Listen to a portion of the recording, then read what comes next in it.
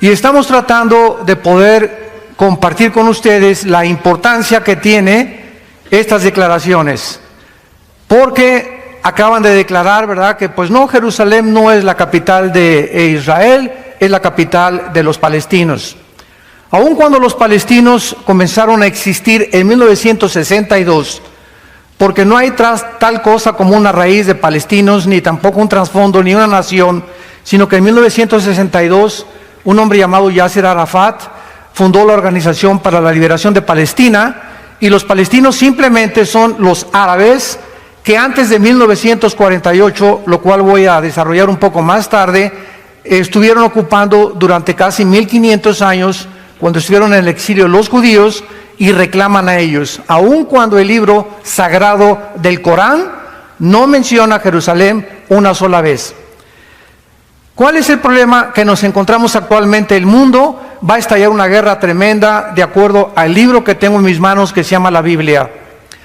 Este libro contiene los registros más antiguos de física, de genética, de química, de biología, de arqueología, de antropología, de literatura, de poesía y de cualquier disciplina académica que tú me quieras mencionar. Durante estos 40 años que tenemos compartiendo este mensaje, en septiembre de este año cumplimos 40 años de levantar este libro a las naciones. No he encontrado a una sola persona en la mayor parte de las naciones donde hemos dado estas conferencias que se atreva a decirme qué libro es más importante y más grande que la Biblia. Hazle esta pregunta a físicos, astrofísicos, ateos, agnósticos, políticos, deportistas, artistas, y la persona que se atreva a decir que hay un libro mejor que la Biblia no sabe lo que está diciendo, o ignora profundamente el contenido de este compendio de 66 libros que nos dan realmente las respuestas que nunca la ciencia nos va a responder. ¿De dónde venimos? ¿Quiénes somos? ¿Y hacia dónde nos dirigimos? La ciencia no puede decirnos de dónde venimos, porque para que sea científico tiene que ser repetitivo. Entonces la ciencia especula, teoriza, tienen hipótesis, como la teoría del Big Bang, pues parece que fue un accidente, y el colmo es, ¿verdad?, asegurar y repetir la mentira de hace más de un siglo, que venimos de chita, que somos la selección natural de los animales o especies más evolucionadas, cuando no existe, damas y caballeros, señores maestros de la escuela, una sola evidencia científica de una mutación a otra mutación. ¿Pero por qué se enseña esto? Simplemente porque no hay manera de descubrir de dónde venimos, ni cuál es el origen del universo, ni cuál es el destino del ser humano, porque somos hombres imperfectos, somos una raza caída. Entonces necesitábamos la revelación de Dios, que Él bajara a este mundo hace 2000 años, que muriera en una cruz, que fuera enterrado y que fuera resucitado a los 3 días, para que pudiéramos nosotros tener la certeza inequívoca de que hay vida después de la vida y que Jesucristo es el Hijo de Dios. Realmente estamos viviendo, de acuerdo a la Biblia, la recta final, la última generación. ¿Qué tan cerca nos encontramos de nuestra propia autodestrucción? Porque el diagnóstico que Dios hace de la raza humana en la Biblia es exactamente como la raza humana se ha comportado en los últimos 6000 años que tenemos de historia. ¿Podemos nosotros mencionar señales que realmente nos encontramos en la última generación? ¿Qué diferencia tiene la Biblia del Tripitaka de Buda, de los Vedas, de los persas, del Islam, del Corán y de los tantos libros sagrados que existen? Es increíble las evidencias proféticas con una exactitud del 100% que la Biblia nos ofrece. Es el primer libro que fue impreso en la imprenta de Gutenberg, la Biblia. Es el libro más traducido a más idiomas, a más lenguajes y a más dialectos que cualquier otro volumen de literatura. Y es el libro que nos ofrece realmente la esperanza que nosotros tenemos y que tú puedes tener esta mañana, que si tú mueres algún día, tú puedes volver a vivir eternamente con el Hijo de Dios. En el Evangelio de Mateo capítulo 24, a Cristo se le acercaron los discípulos hace 2000 años, haciéndoles 3 preguntas. Y estando él sentado en el monte de los olivos, versículo 3, los discípulos se le acercaron aparte diciendo: dinos, número 1, ¿cuándo serán estas cosas? 2, ¿qué señal habrá de tu venida? Y número 3, ¿qué señal habrá del fin del mundo? Respondiendo Jesús les dijo: miren que nadie los engañe. Vendrán muchos en mi nombre diciendo: yo soy el ungido, o sea, yo soy el Cristo, y a muchos se engañarán. Y oirán de guerras y rumores de guerras. Miren que no se turben, porque es necesario que todo esto acontezca, pero aún no es el fin. Porque se levantará nación contra nación, reino contra reino, y habrá pestes, hambres, terremotos en diferentes lugares, y todo esto será el principio de los dolores. Cuando Jesús menciona que una de las señales del mundo era cuando las naciones del mundo se enfrascaran o se involucraran en una guerra mundial, durante toda la época del ser humano, de acuerdo al Instituto para la Investigación de la Paz en Suecia, Estocolmo, en los 6000 años de historia que tenemos, damas y caballeros, solamente hemos visto 25 años de paz. 25 años de paz, de acuerdo al Instituto para la Investigación de la Paz, en Estocolmo, Suecia, que el ser humano ha vivido en paz. Toda la historia del ser humano son guerras. Desde que Caín asesina a su hermano Abel con una mandíbula de un burro.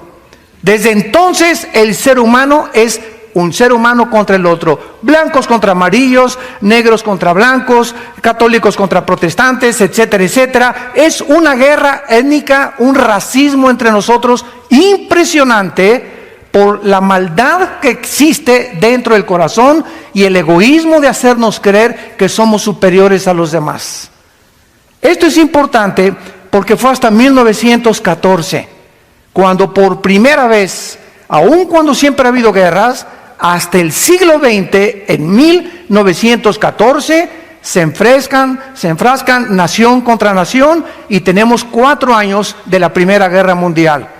1917, Nikolai Lenin comienza a hacer la revolución bolchevique comunista. Entramos 20 años casi después a la Segunda Guerra Mundial, y podríamos decir que a partir del siglo XX, de la Primera Guerra Mundial, la raza humana o la historia humana ha entrado en la recta final, que terminará antes de que este siglo culmine. Esto es importante porque al mismo tiempo que en el siglo XX fueron 2 guerras mundiales, el siglo XX es el siglo donde más conocimiento el ser humano ha obtenido, lo cual se profetizó hace 2500 años en un libro del profeta hebreo que se llama Daniel. Hace 2500 años, en el capítulo 12 de este profeta hebreo, en el versículo 4, escuchen lo que él recibió como revelación. Y le dijo así un ángel de Dios: Daniel, cierra las palabras y sella el libro hasta el tiempo del fin. Muchos correrán de aquí para allá y el conocimiento se aumentará. Veamos nosotros a continuación, damas y caballeros, que de acuerdo a esta profecía, hace 2500 años se cerró o se le puso un candado, y el ángel le dijo a Daniel: Daniel, la revelación que te estoy dando, van a pasar 2600 años aproximadamente, y hasta el tiempo del fin la humanidad va a comprender lo que te acabo de revelar hace 2600 años. Veamos a continuación que desde Adán y Eva, damas y caballeros, saltamos del burro al motor de gasolina hasta el siglo XX. Lo que no se descubrió en casi 5500 años o más, se descubrió en menos de 50 años. 1892, los hermanos Dugea manejan el motor de gasolina. En 1905, Henry Ford, en un carro modelo T, comienza a circular a 25 kilómetros por hora. 1903, los hermanos Wheelwright, norteamericanos, hacen la primera tentativa de volar. 1929, Alejandro Fleming descubre la penicilina. 1945, el doctor Oppenheimer y Enrico Fermi, italianos y alemanes respectivamente, se unen para desarrollar el proyecto Manhattan, para comenzar a bombardear el uranio 235 y fisionarlo y producir la primera fisión nuclear de la historia, fabricando las primeras bombas atómicas. 1954 es botado el primer submarino de energía nuclear en Estados Unidos. 1957 se lanza el primer satélite por Rusia. 1973 es puesta en órbita la primera plataforma espacial. 1969 el hombre llega a la luna.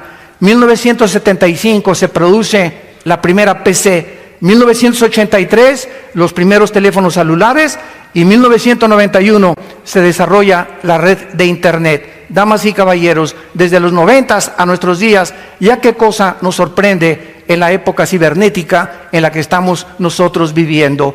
Escuchen esto, en el siglo XX se inventaron los focos, la aspirina, los plásticos, la insulina, la televisión, el radio, los trasplantes, el chip de silicio, el rayo láser, el refrigerador, el cine, la píldora anticonceptiva, la lavadora, los teléfonos celulares, el iPhone, el iPad, etcétera, etcétera. La pregunta es, ¿por qué fue hasta el siglo XX que el hombre alcanzó este desarrollo tecnológico y científico que durante los siglos anteriores jamás se había logrado? La respuesta es muy sencilla, para que Dios nos pudiera advertir que nos comencemos a preparar para su venida. Dice la Biblia en la primera carta a los tesalonicenses, porque no somos hijos de las tinieblas, somos hijos de la luz, y no somos de la noche ni de las tinieblas. No durmamos como los demás, sino velemos y seamos sobrios, porque no nos ha puesto Dios para la ira, ni para el juicio que viene sobre el mundo. Antes de que Cristo regrese, la Biblia establece, millones de personas vamos a desaparecer en lo que se conoce como el arrebatamiento de la iglesia. Y va a llegar un día en que vas a voltear y tu esposa no está en tu cama, no se fue con el lechero. Y tus hijos desaparecieron o tu esposo desapareció, todos los millones de niños en los hospitales van a desaparecer y van a comenzar el mundo a producir una confusión en los medios de comunicación. Pilotos se van a estrellar porque desaparecieron los pilotos, accidentes múltiples en las carreteras. ¿Y qué creen ustedes que va el mundo a comenzar a responder ante la desaparición de millones de personas? Se los llevaron los ovnis. Y esto es algo muy claro, que desde 1946 la aparición del fenómeno ovni ha tenido lugar con más frecuencia, preparando el mundo para una venida de una forma sobrenatural de supuestos extraterrestres. Y que la Biblia nos muestra que no son extraterrestres, ni marcianos, ni jupiterianos, ni plutonianos, son ángeles caídos, bajo la agencia de un querubín llamado Lucifer, que después se le puso el nombre de Satanás, que significa el adversario, y después se le llamó el diablo, que significa el acusador. Estamos rodeados de un mundo de maldad, donde hay influencia y energías poderosas sobre los seres humanos para volvernos locos, para abortar la misión que tenemos en este mundo, para hacernos creer que venimos de los animales y que no somos agentes morales responsables de nuestras acciones. Es un mundo completamente dominado, en el cual, cuando conocemos la verdad, Jesús dijo, la verdad te hará libre. Y no es hasta que conoces la verdad en Jesucristo que tu mente será engañada e irás de botella en botella, de mujer en mujer, de negocio en negocio, de filosofía en filosofía, cienciología, que el Calimán, y que la cientología, y que esto y el otro, y que la dianética, etcétera, etcétera. Y el mundo está perdido y se siguen oyendo las palabras: yo soy el camino, la verdad y la vida. Las palabras del Hijo de Dios. Dios quiere que nosotros sepamos que el conocimiento que el hombre ha adquirido en el último siglo ha sido una de las señales principales de que nos encontramos al final de la historia. Pero lo más irónico de esto es que en el siglo XX, donde más conocimiento científico y más avances tecnológicos el hombre alcanzó, escuchen esto, es el siglo donde más ateos surgieron.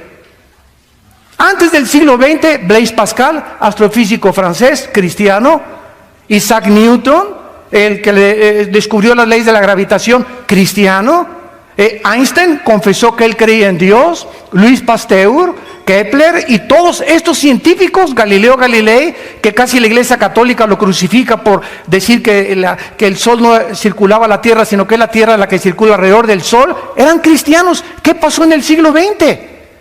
Que el conocimiento nos ensoberbeció. Sigmund Freud, ateo; Karl Marx, ateo; Charles Darwin renegó de su cristianismo; Friedrich Nietzsche, el padre del nazismo, del comunismo y del fascismo, ateo, el que proclamó que Dios está muerto; Jean-Paul Sartre, el padre del existencialismo, en 1990, que muere cuando escribe su libro El muro y la náusea, diciéndole a su hija: hija, he tratado de poder pelear contra un Dios que no existe, es incongruente mi filosofía, porque he descubierto que filosóficamente es insostenible mi ateísmo.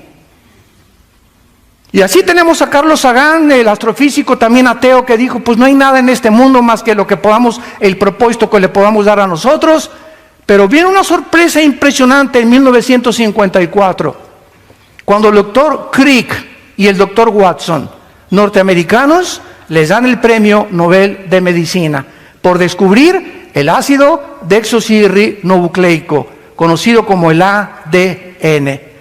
Cuando el hombre comienza a involucrarse en descubrir que en los billones de células que el cuerpo humano tiene, tenemos cromosomas con genes dentro, con el ADN, o sea, con un programa, con información, los ateos, el 62% de los ateos, desde el año 2005 al año 2012, en 7 años, se convirtieron a la Biblia. Viendo que era imposible seguir sosteniendo que somos el resultado de una evolución y que es imposible biológicamente, la primera y la segunda ley de la termodinámica, físicamente la entropía, niega completamente la evolución, y químicamente también. Y ahora genéticamente nos demuestra la genética que es imposible que el ADN de un chango lo tenga el ser humano, o el camello, o el de un león, o el de león un tigre, o el de un perro, un gato. ¿Por qué? Porque esta es la información que Dios puso en cada uno de nosotros para destruir la sabiduría de los sabios y de los que se dicen ateos. Y gracias a Dios que ahora ahí está el Instituto para la Investigación de la Creación Científica en San Diego, California. El instituto, apúntalo, para la investigación científica en San Diego, California, que alberga más de 1,600 científicos con doctorados que se convirtieron al cristianismo y que proclaman que la Biblia es la palabra de Dios y que los cielos pasarán y que jamás ninguna cosa que la Biblia se adelanta a la ciencia, ningún libro sagrado puede ni siquiera discutir con la Biblia. Vemos en segundo lugar otra señal. En 1945 se sueltan 2 bombas atómicas sobre Hiroshima y Nagasaki, 2 ciudades y un puerto de Japón, matando a más de 150,000 japoneses. Es increíble que hace 2400 años el profeta Zacarías, en el capítulo 12, capítulo 14, versículo 12, haya puesto estas palabras profetizando las consecuencias de lo que producen los rayos láser y los rayos gamma y las 500 partículas radiactivas que contiene cada bomba atómica. Escuchen Zacarías 14:12, y dice así: esta será la plaga con que herirá Jehová a todos los pueblos que pelearon contra Jerusalén. La carne de ellos se corromperá estando ellos sobre sus pies. Se consumirán en las cuencas sus ojos, y la lengua se les deshará de su boca. Ni siquiera en este tiempo la pólvora se había inventado. Damas y caballeros, ¿saben ustedes que en 1942 Oppenheimer y Fermi hacen el proyecto Manhattan entre Estados Unidos, Canadá, Gran Bretaña, para un proyecto ultra secreto denominado Manhattan o el proyecto Manhattan? Invitan a Albert Einstein, Y Alberto Einstein manda una carta al presidente de Estados Unidos diciéndole: el día que nosotros comencemos a desintegrar el átomo del elemento uranio 235, lo vamos a usar contra nosotros. Yo no quiero involucrarme en este proyecto porque tarde o temprano el hombre, cuando mete sus manos en la tecnología o mete sus manos en la genética, como se está manipulando actualmente, etcétera, etcétera, siempre se vuelve contra nosotros aquello que descubrimos por la incapacidad que el ser humano tiene para poder manejar su propia vida, su propio matrimonio, sus propios hijos, sus propios negocios y mucho menos las naciones. El 6 de agosto de 1945, a las 8:15 de la mañana, se lanza a una altura de 500 metros. La bomba atómica no explota cuando toca el suelo. La bomba atómica explota a 500 metros antes de que toque el suelo, para su información. Se suelta una bomba sobre Hiroshima y esta bomba medía 3 metros y 4 toneladas de peso. Portaba uranio como material fusionable y su poder explosivo fue de 20 kilotones. Un kilotón equivale a 1 tonelada de dinamita. O sea, esta bomba, recuérdalo, tenía 20,000 toneladas de dinamita. El avión fue designado como el B-29 Enola Gay y la explosión destruyó a un radio de 13 kilómetros cuadrados del epicentro de su detonación, muriendo aproximadamente en las 2 explosiones, porque el 9 de agosto se lanzó la segunda bomba sobre Nagasaki, más de 150,000 personas. Estas son las consecuencias de la explosión. Sus cuerpos se deshicieron estando parados. Las cuencas de sus ojos se deshicieron estando parados y la lengua se les deshizo de su boca. Algo que fue anunciado 2,500 años antes de que se descubriera la fisión nuclear. Ahora bien, esto no es absolutamente nada, porque en 1952 los Estados Unidos detonan la bomba de hidrógeno que acaba de detonar tu compadre Kim Jong de Corea del Norte. Nada más que sin el material fusionable nuclear en la punta. La bomba de hidrógeno tiene 1,000,000 de toneladas de dinamita. Esto fue detonado en 1958. China también detona otra bomba de hidrógeno. Ya llevamos 2.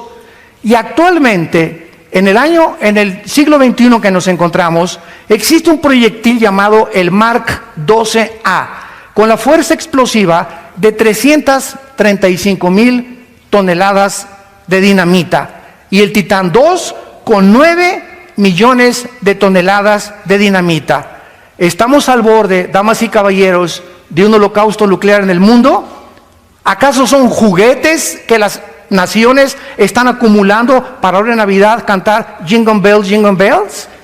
Nos encontramos en el siglo XXI, con los máximos avances tecnológicos, con una época nuclear impresionante, descubrimientos científicos como la genética y la manipulación del ADN.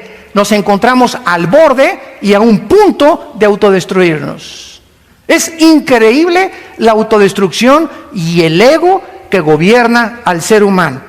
Actualmente somos la primera generación en la historia con el suficiente potencial explosivo para poder volar al mundo en 1 minuto. Corea del Norte, Irán y Siria han amenazado al mundo con armas nucleares, que en cualquier momento solo necesitamos a un loco, a un paranoico, a un psicótico, a un sociópata, para que pueda él, con sus múltiples desórdenes de su personalidad, estallar una bomba sin importarle las consecuencias que van a haber en el mundo entero. Y es interesante que en el libro del Apocalipsis, en el 4.º sello, en el capítulo 6, la Biblia profetiza que en esta explosión que puede haber próximamente, tal vez hoy en la noche, tal vez mañana, o tal vez el mes que entra, o tal vez en el año 2018, escuchen esto, el daño que va a causar. Esto fue escrito hace 2000 años por el apóstol Juan. Fue el último de los apóstoles de Cristo, murió de 95 años de edad. exiliado por el emperador Vespasiano en la isla de Patmos, que se encuentra junto al mar Egeo. Cuando ustedes vayan a Jerusalén o a Grecia, nunca se pierdan este viaje a la isla de Patmos. Ahí se encuentra la tumba donde murió el apóstol Juan y donde Dios le reveló el Apocalipsis, que significa descorrer el velo o correr la cortina, o Dios nos abre la ventana para que veamos el futuro de la humanidad. Y escuchen lo que dice Apocalipsis 6, versículo 8. Miré y un caballo amarillo, y el que lo montaba tenía por nombre Muerte, y el infierno le seguía, o el Hades. Y le fue dada potestad sobre la cuarta parte de la tierra, para matar con espada, con hambre, con muerte y con las fieras de la tierra. Damas y caballeros, ¿cuántos habitantes poblamos el mundo actualmente? Aproximadamente somos 7.5 billones de personas en el mundo, de acuerdo al último almanaque. Aquí estamos hablando que la cuarta parte de la humanidad va a morir. ¿Saben cuántas personas hay desde Alaska hasta la Patagonia en el continente americano? No pasamos de las 1.500 millones de personas. Entonces estamos hablando que cuando esta guerra estalle, es lo más seguro que el continente americano vamos a desaparecer con todo y Querétaro. ¿Por qué les digo esto? Porque en la Biblia no aparece Querétaro. En la Biblia no aparecen los Estados Unidos de Norteamérica. A pesar de que desde 1945 Estados Unidos de Norteamérica ha tenido la supremacía militar, política y económica del mundo, compitiendo en la Guerra Fría con la Unión de Repúblicas Socialistas Soviéticas del 52 al 90-91, Estados Unidos no aparece en la Biblia. Y lo más seguro es que, como en la Biblia aparecen las naciones que van a sobrevivir a la última guerra, son las naciones, la mayor parte de Europa, algunas de Asia y del Medio Oriente. El continente americano desaparece completamente. Así que, ¿verdad? Prepárate para encontrarte con tu Dios, y si es a través de una guerra nuclear, nosotros ya tenemos lista la maleta para irnos el día que sea. Dice la Biblia que ahora nosotros encontramos la tercera señal acerca de que nos encontramos en la recta final. Cuando el último zar de Rusia, Nicolás II, un misionero se acercó a él y le hizo esta pregunta, el zar: dime una prueba de que existe Dios. El misionero le dijo al último zar de Rusia, Nicolás II, Israel.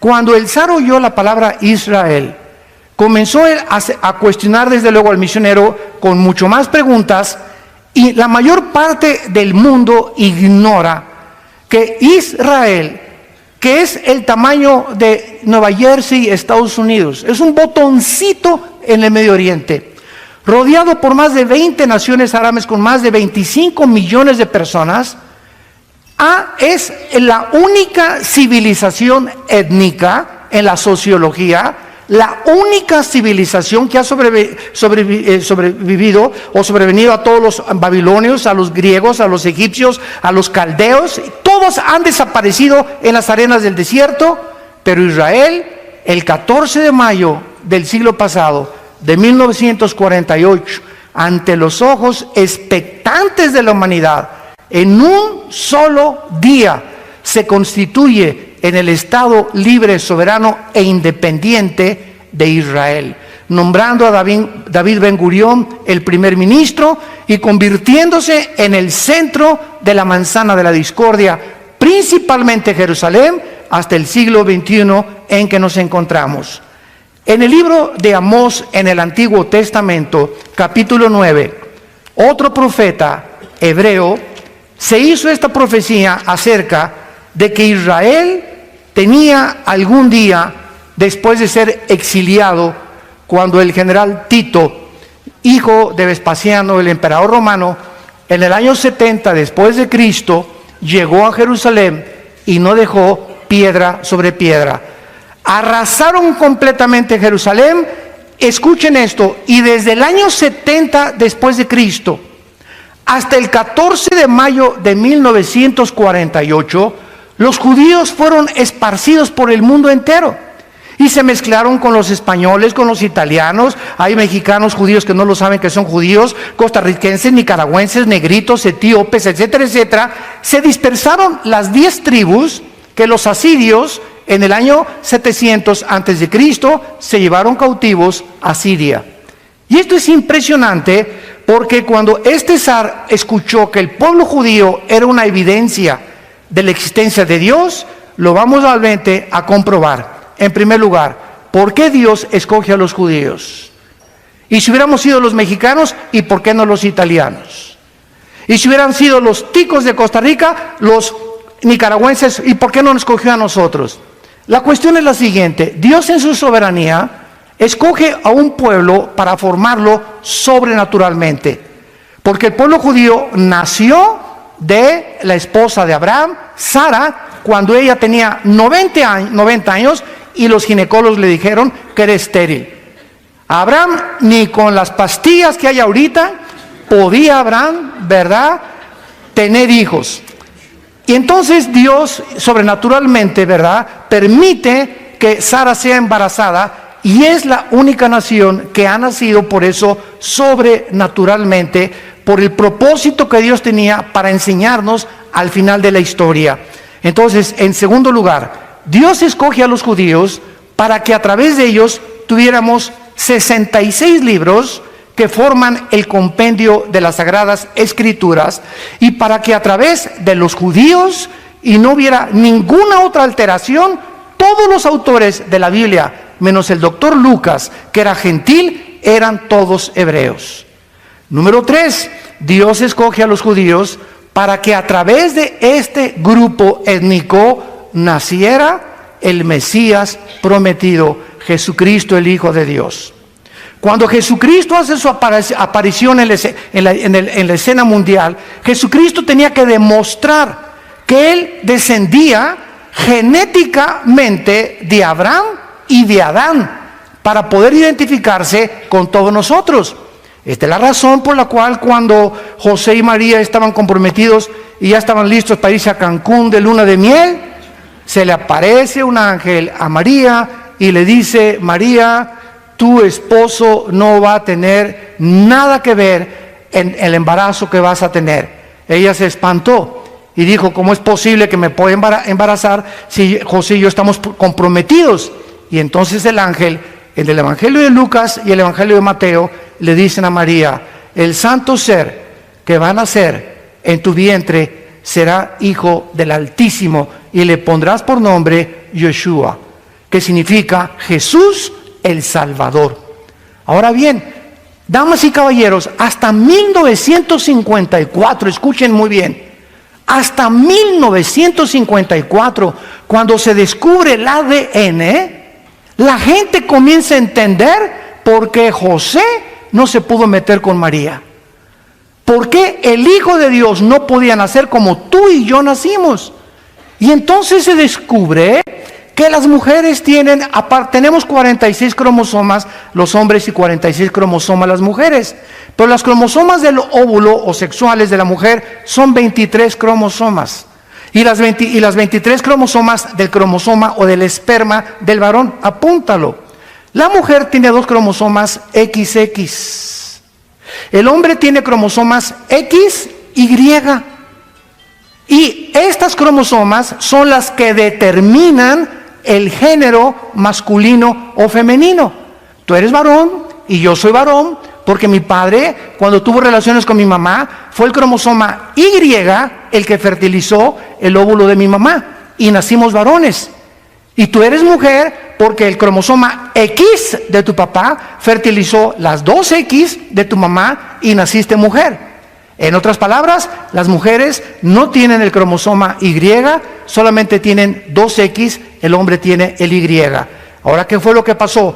La Biblia dice, cuando se descubren las leyes de la genética o de la herencia, en 1860 por Gregorio Mendel, que comenzó a hacer experimentos con chicharitos, y que hay una transmisión de generación en generación. Las uvas son uvas, las papayas son papayas. Algo hay en la semilla, hay una información en las hormigas, en los gatos, que se transmite el color de los ojos, el tamaño, las minerales, en fin, todo lo que contiene codificado el ADN. Entonces se descubre cuando las leyes de la herencia, que todos hemos heredado de nuestros padres, el color de los ojos, unos las orejas de papalote de la abuelita, otros, ¿verdad?, hasta el carácter, eres igual de berrinchudo que tu papá. Entonces la ciencia corrobora que las leyes de la herencia están escondidas en el ADN.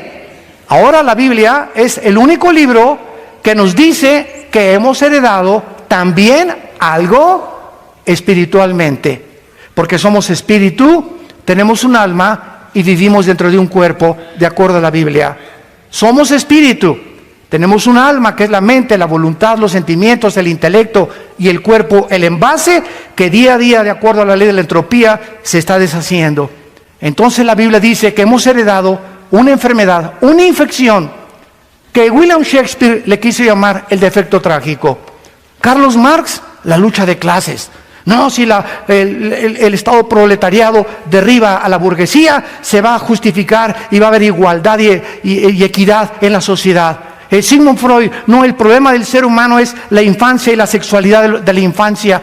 Y todos han tratado de atribuirle alguna raíz a la razón por la cual nos comportamos como nos comportamos. La Biblia le llama pecado. En pecado hemos sido nacidos, Salmo 55, Romanos 3:23, y fuimos nacidos destituidos, muertos, lejos de la comunión con Dios. Desde Adán hasta nuestros días nacimos desconectados de la fuente de energía.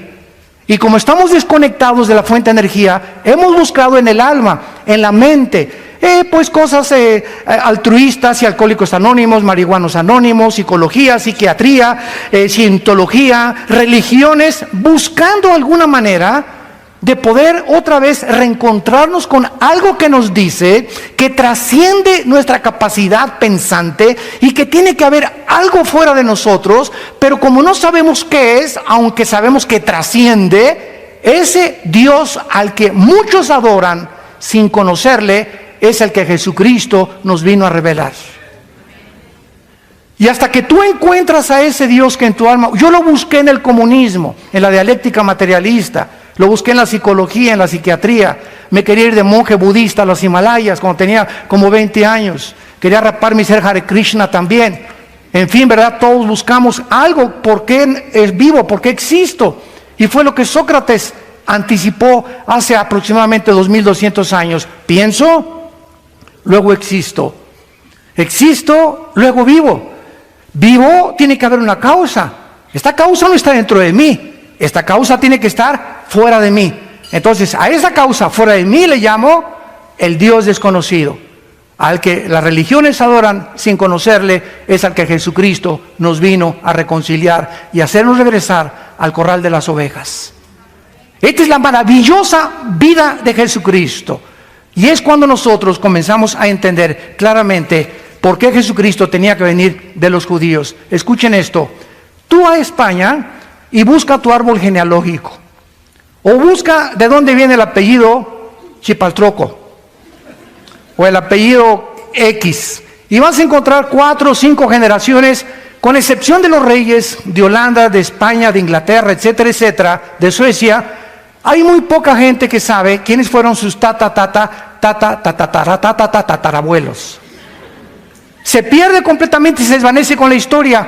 Jesucristo es el único ser humano de quien se puede trazar su genealogía desde Adán en la Biblia. Cuando yo comencé a estudiar teología y me dieron el doctorado, me atribulaba. Hijo de tal, hijo de tal, hijo de tal, ¿para qué me sirve a mí? Hijo de tal, hijo de tal, hijo de tal, hijo de tal, hijo de tal. Y dije, no, le voy a voltear la página, enséñeme otra cosa, le decía a mis maestros yo. Hasta que descubrí un día claramente por un maestro que me dijo, ¿sabes por qué Dios guarda las genealogías en Lucas y en Mateo de Jesucristo? Para que Él pudiera demostrar con sus credenciales a los judíos y a los árabes que Él venía y descendía de Abraham. Porque Dios le dijo a Abraham, en Isaac te será la descendencia, no en Ismael, no en la tribu de los demás, a través de Judá de David de Salomón, y así vemos toda la genealogía hasta la Virgen María. Y la Virgen María descendía de Salomón. el hijo de David, que vino a través de Abraham para que supiéramos nosotros que él era el Mesías prometido por Dios. Esto es maravilloso a los ojos de la Biblia. Pero veamos en Amós capítulo 9 esta profecía que contiene 3 puntos sobrenaturales. Y dice así, Amós 9, 14 y 15. Traeré del cautiverio a mi pueblo Israel. Edificarán las ciudades, las habitarán, plantarán viñas, beberán el vino de ellas, harán huertos, comerán el fruto de ellos. Pues los plantaré sobre su tierra y nunca más serán arrancados de su tierra que yo les di, ha dicho Jehová Dios tuyo. Cuando los judíos regresan casi después de 2000 años a la tierra de Israel, no había un solo árbol plantado. Era un desierto la tierra de Israel. A las 5:30 de la mañana, el 15 de mayo, horas después de que se establece por las Naciones Unidas, después del genocidio de los nazis, que regresen a su tierra, los atacan 1 hora después que se constituyen como Estado a través de las Naciones Unidas. Los árabes los atacan por primera vez. Y después vienen las guerras que vamos a ir viendo, pero cuando llegan los judíos no había árboles. En 2000 años, los pocos árabes, que ahora les llaman palestinos, no sembraron ningún árbol. ¿Saben ustedes que en 1950, 2 años después de que ellos llegan a Israel, plantan en la obra de la ingeniería hidráulica más portentosa del siglo XX, 7 millones de árboles, olivos? En 2 años irrigan la tierra y plantan más árboles de los 6 millones de judíos que los nazis asesinaron en la Segunda Guerra Mundial. Aquí lo dice claramente: traeré del cautiverio a mi pueblo Israel y habitarán las ciudades que yo les he dado. Ahora bien, los plantaré y a nadie los va a arrancar. Cuando ellos llegan, los atacan. En el 52 los vuelven a atacar. En 1967, la guerra más portentosa, sorprendente y misteriosa de todas las milicias de Alejandro el Magno, de Napoleón Bonaparte, de Carlomagno, el general Schwarzkopf, que fue el general que dirigió la coalición en 1990-91 en la guerra del Golfo Pérsico, graduado de West Point, escribe en sus memorias, lo puedes comprar por internet, el libro del general Schwarzkopf, lo que él dice: la guerra de los 6 días en Israel es la guerra más milagrosa, portentosa, sobrenatural que he leído y que jamás nadie puede jamás sobrepasar. ¿Qué pasó en la guerra de los 6 días en junio del 1 al 6 de 1967? El presidente Nasser, en aquel tiempo de Egipto, junta Jordania, Siria, Líbano, Irak, y les dice: aplastemos a los judíos, saquémoslos al mar Mediterráneo y terminemos con este problema de una vez y para siempre. Dios les salva milagrosamente, porque después de que Egipto, Siria, Irak y Jordania, con casi 500,000 de soldados, 2.800 tanques y 800 aviones rodean a Israel. Escuchen esto. En la ley de las probabilidades, los que les gustan las matemáticas, si nosotros somos ahorita 800 personas en este salón y nos rodea un ejército de 20,000 soldados, vamos a poner 5,000 ametralladoras y nosotros tenemos 50 ametralladoras. En la ley de las probabilidades, ¿qué probabilidades tendríamos de salir vivos? Yo les voy a decir cuántas: 10 a la 12ª potencia. Infinito. Escuchen, son las mismas probabilidades que Israel tenía en 1967 para que salieran vivos. ¿Qué sucedió? El 2 de junio, un sargento iraquí se comunica con uno de Libia, de Líbano, y le comienza a transmitir un mensaje del ataque contra Israel. La intercepción que tenían los judíos ya en ese tiempo, porque son los amos de la aviación todavía, los mejores pilotos del mundo, más que los norteamericanos, que los ingleses y que los rusos, son los pilotos judíos ahorita, interceptan este mensaje y los aviones judíos, el F-16, se suben 6 pilotos el 2 de junio y a las 4:30 de la mañana, cuando estaban soñando todavía en el Calimán los egipcios y los sirios y los iraquíes, bombardean sus aeropuertos y acaban completamente con toda la aviación de todos ellos. El 4 de junio los judíos dominaban el aire, lanzan todos los tanques y el 6 de junio se encontraban en la península del Sinaí, en las colinas del Golán, al norte del mar de Galilea, y habían reconquistado por primera vez Israel, es Jerusalén, la parte occidental y la parte oriental. El general Moshe Dayan, que fue el que dirigió esta operación de guerra, se levanta, ¿verdad? Alaban a Jehová y le dan gracias a Dios, y las Naciones Unidas les mandan un mensaje: por favor, retírense de la colina del Golán, retírense de Egipto, porque si no se arma otra guerra y vamos a partir Jerusalén en 2 secciones. Se pueden quedar con la parte oriental, que es el Muro de los Lamentos, donde están ahorita, y en la parte occidental, que es donde están los musulmanes con la mezquita de Omar. Desde 1948 hasta el 67 habían tenido el control otra vez de Jerusalén. Damas y caballeros, qué impresionante que hayan terminado la guerra en estos 6 días. ¿Saben por qué acabaron el 6º día? Porque el 7º tenían que descansar. Hasta eso, ¿verdad? Fue algo irónico completamente. Ahora, después se levanta Yasser Arafat, se levanta Hezbollah, se levanta Hamas, se levantan todos los grupos terroristas, los han bombardeado, los han tratado de sacar. Nunca desde el 48, escuchen esto, los medios de comunicación te pueden decir muchas cosas, nunca desde el 48 Israel ha comenzado una sola guerra. Siempre han sido defendidos por Estados Unidos o por las mismas armas que ellos tienen, pero nunca han sido ellos los agresores. ¿Por qué? Porque el juramento de Yasser Arafat y de Mahmoud Abbas antier dijo: nosotros no vamos a tolerar que Jerusalén sea la capital de los judíos, que es la capital de los palestinos, y daremos nuestra vida por ellos.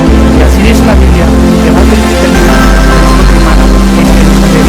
Escuchen lo que dice Zacarías, capítulo 12, otro profeta de hace 2600 años.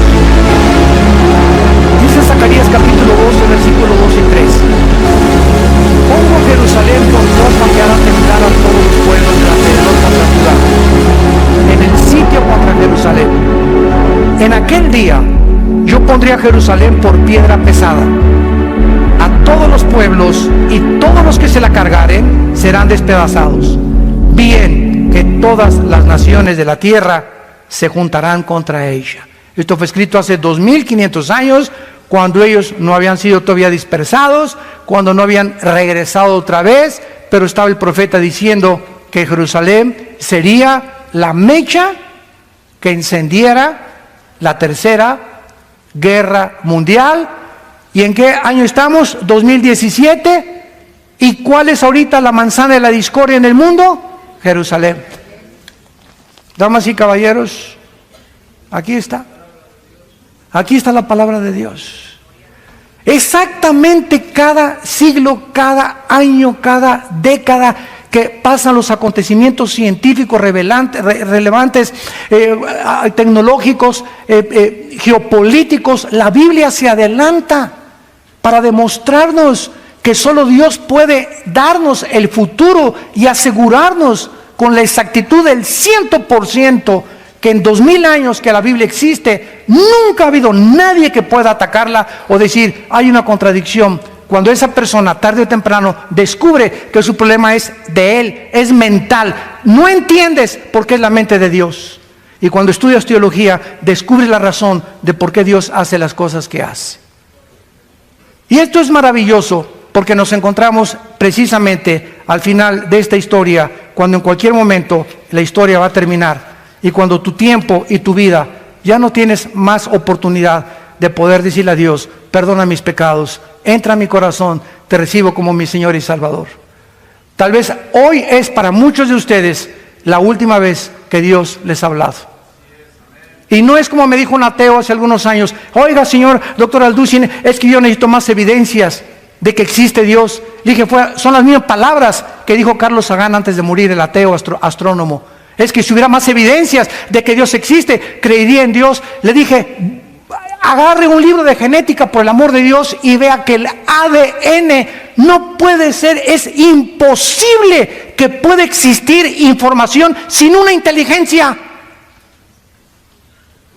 ¿Cómo es posible que cada ADN de cada célula de nuestro cuerpo contenga 50 enciclopedias británicas de información? ¿Quién puso esa información dentro de nosotros? ¿Chita? Por el amor de Dios, Virgen del Socorro. Damas y caballeros, señores ateos que nos visitan, llegamos a un punto en la historia donde profesando ser sabios se hacen necios. Ahí me han atacado. ¿Usted cree que de los que creen que Adán y Eva? Le dije, oye, cabeza de aguacate, tenemos más de un siglo enseñando una mentira a nuestros estudiantes en la universidad, que venimos de la evolución y que somos animales. Y si es así, no necesitamos un salvador, no necesitamos reglas morales, ni un código de conducta, no necesitamos 10 mandamientos, porque en ese momento le dije a este ateo, tú eres tu Dios, y tú haces tus propios mandamientos, y no te atrevas a decirle a tu hijo, no fumes marihuana, o no te acuestes, hija, con esa persona antes de casarte, porque tú tienes tu moral, él tiene su moral, y entonces todos somos dioses. No hay una verdad, ni una equidad, ni un código de conducta absoluto al cual podamos nosotros tener como punto de referencia. Nos convertimos en dioses. Y esta es la razón por cual estamos a punto de destruirnos, porque no hemos querido entender que Dios nos hizo a su imagen y semejanza, que hace 2000 años murió su hijo en una cruz y dio su sangre y fue coronado con espinas, sus manos y sus pies sangraban, y ahí en la agonía más grande Jesús decía, perdónalos porque no saben lo que hacen. Jesucristo es la personalidad más impactante de la historia.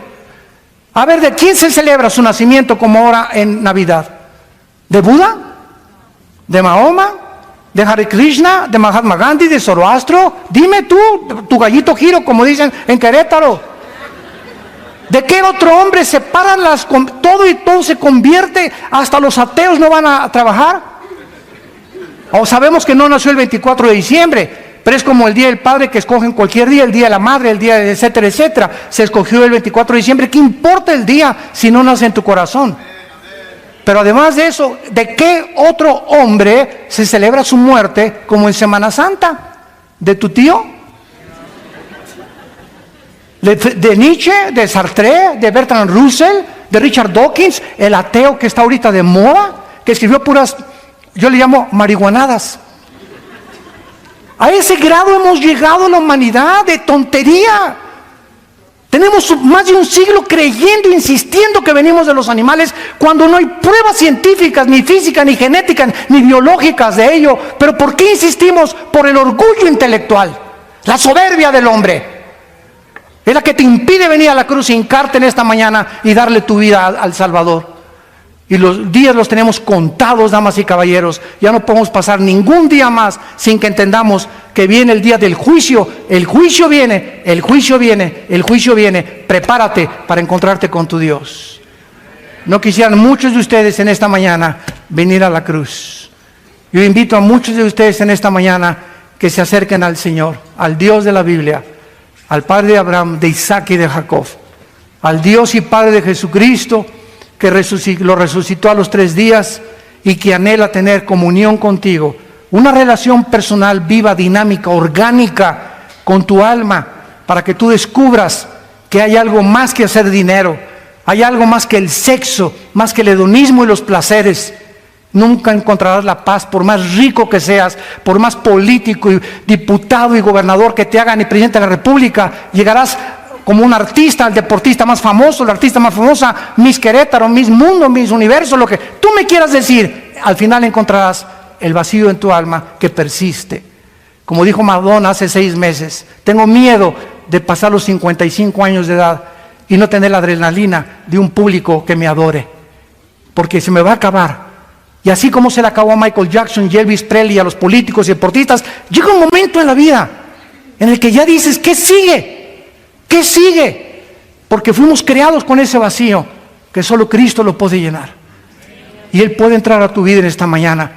Porque Él le has abierto la puerta al comunismo, a la dianética, a la cientología, al Himalaya, al ateísmo, al agnosticismo, al escepticismo. Ábrele la puerta a Jesús.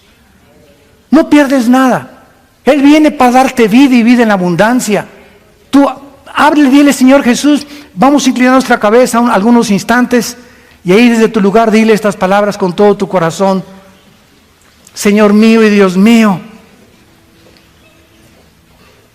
reconozco que soy un pecador, una pecadora, y que no puedo hacer nada con mis pecados, porque yo no me lo puedo lavar a mí mismo, ni tengo el poder para cambiar de vivir.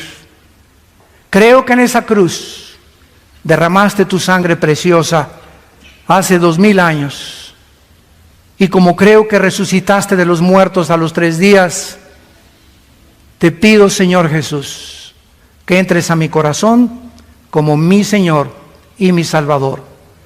Te doy las gracias por haber pagado en mi lugar la cuenta pendiente de pecado que tenía contigo, y que nada ni nadie la podía borrar más que tu sangre preciosa. Gracias por entrar a mi vida. Quiero conocer la verdad. Quiero ser libre. Quiero morir en paz, sabiendo que si hoy mismo me llamas a casa, tengo la seguridad de irme contigo, no porque lo merezca, sino porque tú diste tu vida en mi lugar. Te doy gracias por el poder que ahora me das en el Espíritu Santo para comprender las cosas profundas de tu mente y entender que separado de ti nunca podré hacer nada. Te lo pido y te doy las gracias en el nombre de Jesucristo, tu Hijo amado. Amén. Gracias a Dios por este libro. Gracias a Dios por la Biblia. Gracias, Señor. Gracias, Padre, por este libro maravilloso. Gracias, Señor.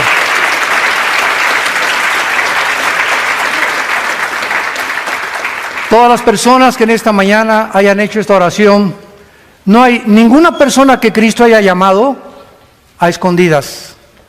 Todas las personas que Jesús las llamó públicamente. Saqueo, el chaparrito, bájate del árbol y sígueme. Mateo, déjame tu mesa de impuestos y sígueme. Los pescadores, vengan y síganme. Dejando sus redes, le siguieron. Si tú en esta mañana acabas de hacer esta oración por primera vez, invitando a Jesucristo a tu vida, ahí desde tu lugar, yo te invito a que te pongas de pie. Párense todos los que hicieron esta oración por primera vez. Gracias a Dios. Mira cuánta gente. Que Dios los bendiga. Gracias, Señor. Gracias, Padre. Gracias, que Dios la bendiga. Gracias, que Dios lo bendiga. Gracias a Dios. Gracias. Gracias, muchas gracias. Qué lindos jóvenes, gracias. Oh jóvenes, acuérdense de su juventud. Acuérdense de Dios en los días de su juventud. Qué lindo los jóvenes que se van a recibir a Cristo. Los matrimonios se pararon de la mano juntos. Que Dios los bendiga, gracias a Dios. Los viejitos, gracias a Dios, que Dios los bendiga. Ya tienen la visa hoy en la noche para el otro lado. Garantizada por la sangre de Jesucristo. Gracias a Dios. Dios te bendiga también, gracias a Dios. Gracias por tu vida. Dichosos y felices los pobres en espíritu, porque ustedes verán a Dios. Dichosos y felices todos ustedes que son misericordiosos y que no ven a la gente